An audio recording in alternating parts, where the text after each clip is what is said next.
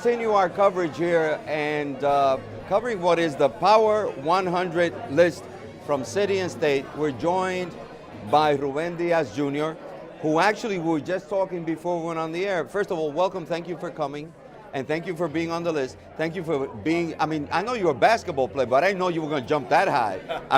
It's like, congratulations. Well, thank you, and I just want to thank City and State for putting us on the list third year in a row. We continue to get lower and lower on the list, meaning that's a good thing. Right. I also want to congratulate the other 99 individuals in the city and state who have made the list. And we're humbled and honored by this, but for me, more importantly, I think that what this does is that it gives a recognition, not only from the city and state as a publication, but throughout the city and the state of the progress that the Bronx has made. It really feels good that the Bronx is on the map. Well, quite frankly, it's great that you're, advocating and being a cheerleader for your borough. The fact is that we look at this as individuals. We state clearly why you moved up the 20 spots that you did.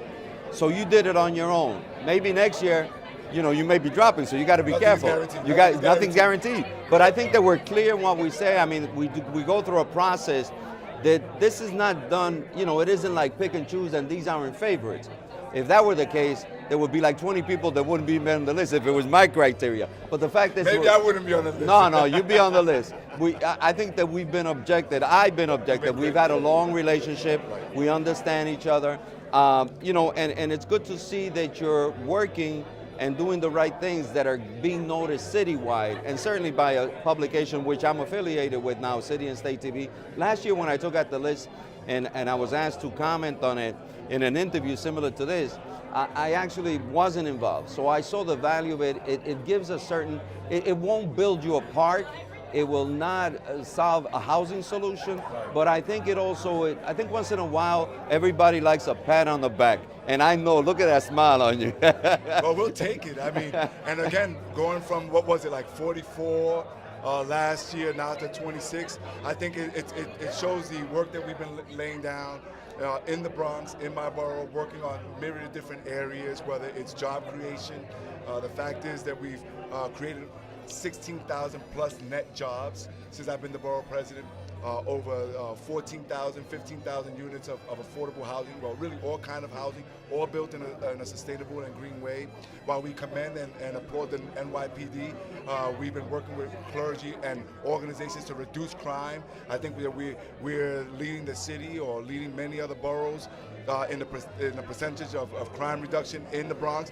And people are looking and paying attention, and certainly, again, City and State, one publication such as yours, which has such a broad reach, where everyone is paying attention to what you guys are reading, it doesn't hurt to have and to be part of this list. Well, thank you so much, but you just opened up an area here that I wanted to talk about. The Bronx is doing all those wonderful things under your leadership, but the fact remains that things were wrong before you got there, and we're not placing blame on anyone, but the fact is that there's still problems that persist.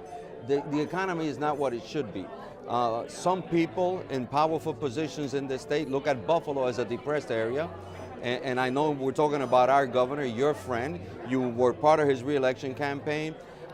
He's put in over $1 billion into that area in Buffalo, and they deserve it.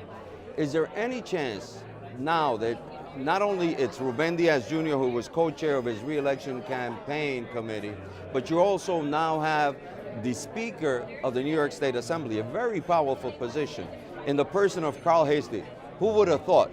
Carl Heastie, I know you played basketball with him. I know you guys went to the movies together. You had a day there, actually till Tuesday, that you spoke about when you were in the Assembly. And he's a young person like you are.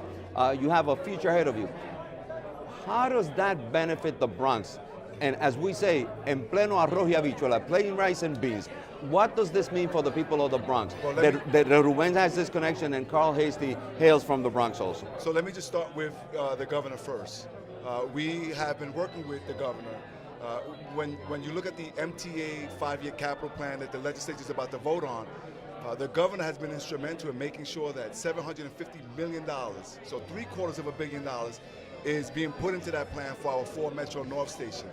That's nothing to sneeze at. Why? Because it would provide not only the people in the eastern corridor of the Bronx to get to and from Manhattan in about half an hour, find job opportunities, or people who are already working in Connecticut going north in about 45 minutes. But then we will rezone the areas where the 4 Metro North stations are. One which would be in Hunts Point, the other one in Parkchester/Van Ness, one in Morris Park, and the other one in Co-op City. What that will mean for those surrounding areas with regards to development, to job creation, to business opportunities, is something that will benefit us tremendously in the same way that the $1 billion will benefit Buffalo. But it doesn't stop there. When you look at the Hunts Point produce market, right, he's put in almost $100 million so that they can have a new state-of-the-art facility.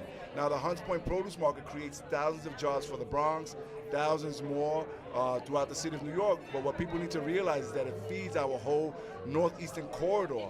All of the restaurants, the bodegas, the supermarkets get their produce from the Hunts Point produce market. So he's helped us there. And when you look at the different types of development, again, a lot of the housing, the finances come from the state agency, HCR. So that's hundreds of millions of dollars more. Could we do more? Could we use more from the governor? Absolutely, and we'll continue to make that plea. Now, going back and having this historic moment where one of our very own, one of our Bronx native son, and Carl Hasty is the Speaker of the New York State Assembly. That I don't want to put the Speaker on the spot, but there's no secret that when you look at the budgeting, or when you look at the leadership now, when you have the individuals who are making these decisions, to have one of our very own who understands us. We're not asking for any favoritism. All we know now is that at least we'll get a fair shake at the table with Speaker Carl Hasty. For the viewers of City and State TV, what that means is that Carl Hasty doesn't have to be lobbied. Protesters or activists don't have to go see him. He knows what the issues are. He's lived them. Is that what you're talking about? That step is...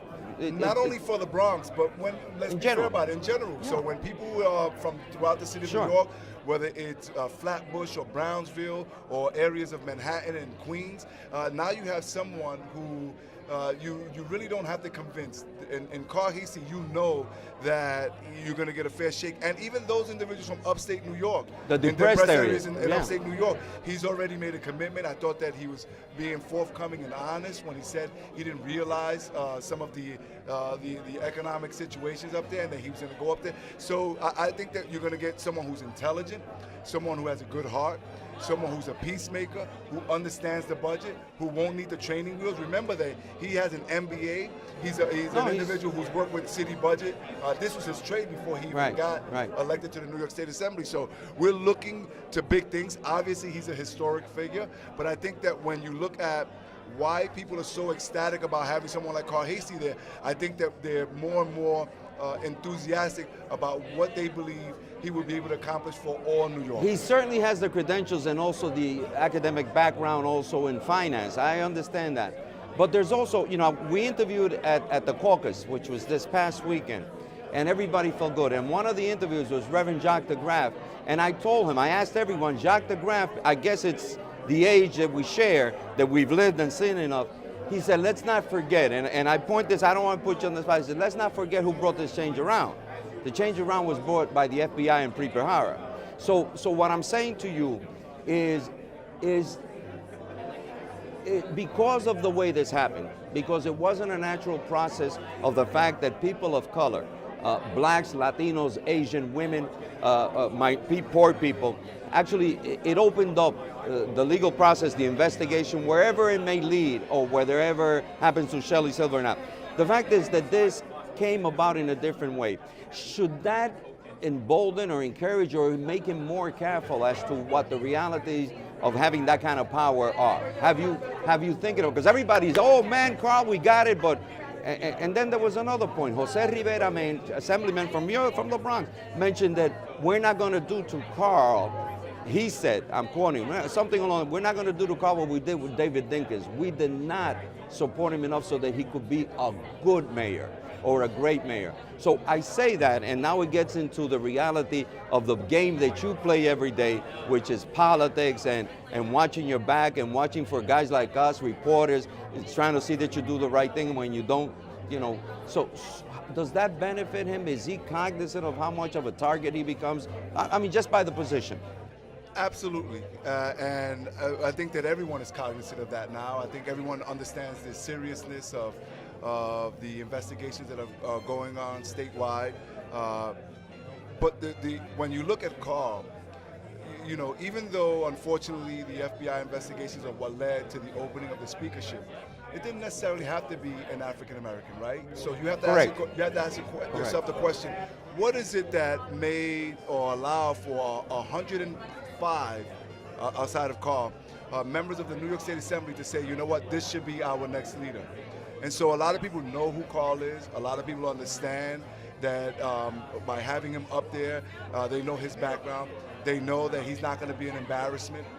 With regards to what may or may not transpire with prior leaders and how we didn't support them, I think that something needs to be said for how Carl and I in the Bronx were able, if the Bronx is looking better and life isn't perfect, there's so much more that needs to be done, it's because there was a certain harmony that you've seen in the Bronx that maybe perhaps people should take a look at and maybe have not given us enough credit. So when someone like Jose Rivera says, we haven't given other leaders like David Dinkins the support. Carl Hastie and I, think about a Latino borough president, Puerto Rican borough president, an African-American leader of the party in the Bronx, and how we were able to create that synergy, how we were able to bring the party together, how we were able to be a cohesive organization where we understood that strong politics made for even stronger policies. That's why we are where we are today. That's what allowed Carl to exhibit his leadership that now has led him to become Speaker of the New York State Assembly. And overall, working together with different communities, I think that Carl is going to get that level of support, that level of commitment from members of different communities, whether they're from New York City, whether they're black or Latino, or from upstate New York, or whites or Jews. I think that you're going to get that, and the best is yet to come. You're going to see that when Carl finally gets to show and exhibit his talent, people will see him for what he is, which is going to be a tremendous leader and a tremendous speaker. Well, I hear that from all accounts, I'm not his public relations person. I hear that he's already on track for certain things. He's taking his job very seriously. He wanted to go to work right after the election, and I know that there was like 300 people that were on a train on the throughway from the Bronx, and I hear you were part of it on the celebration. But having said that, you know, it's interesting you mentioned that, Ruben, and I can't let you go without mentioning this borough president, because he wasn't the governor's candidate, which is interesting. And you're smiling because I don't mean to put you on the spot, but the fact is the governor didn't see the potential here for the historical making moment. So is the governor caught up? Have you spoken to him? Does he embrace this now? Because that wasn't his candidate. Well, I don't know if the governor should have been involved. When you look at a legislature, being someone who served up there for almost 13 years, I always felt that you should allow for members of the legislature to elect their own leadership. So whether or not the governor was involved and whether or not... Is he on board now? He was Carl Hastie. Well, I think that the more important question is, or what people should know, is that with Carl, you're going to get an independent speaker of the assembly who's going to put his membership and their interests as top priority, and that's the way it should be. I leave you with this one. You've played on the court with Carl Hastie. He moves the ball, he sets up the plays. Will the governor, who's a basketball player also, will the governor right now, because of his size, make a mistake and think that he can outgame Carl Hastie? Is Carl Hastie ready for that three-man in a room, which right now it's playing still like this? Look, for the negotiations. I know the governor and I know Carl, and I know that they have so many similarities in what they consider priorities for the people of the state of New York, whether it's the DREAM Act, whether it's everything from reform, ethics reform, to protecting tenants in the city of New York, to making sure that you have a robust upstate economy. They share a lot of things, but whether it's the governor or anybody else, anyone who's going to underestimate Carl Hastie is making a big mistake, and I don't anticipate for them to have a cantankerous relationship. I think it's going to be a harmonious one, and I think it's going to be one that's going to benefit everyone, or as many people in the state of New York. And I'm hoping that that as we move forward, they will show the world a good tandem. You know, that opens the door so much, but I'm not going to do it. I'm going to congratulate you on moving on 20 points up. Thank You're you. number 26, Thank you. Ruben Diaz Jr., borough president of the Bronx. Really a person that is being looked at not only in New York City as some of the growing and new leadership and powerful leadership coming up in New York City, New York State. Congratulations, borough president. Thank you, Gerson. Thank you, and all the good folks from city and state.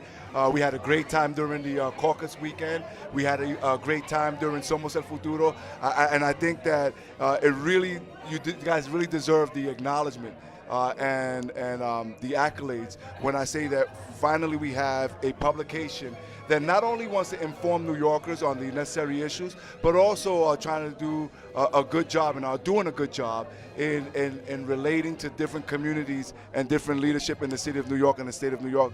And so congratulations and thank you for having me back on the Power 100 list. No, there you go. Number 26, Ruben Diaz Jr., borough president of the Bronx. And he and I have something going on that I know he's going to sit down for a particular interview that I'm asking for, but I'm not going to reveal it right now. We haven't reached any negotiations. No. Congratulations again. Gracias. Take care. Yes. Thank you so much.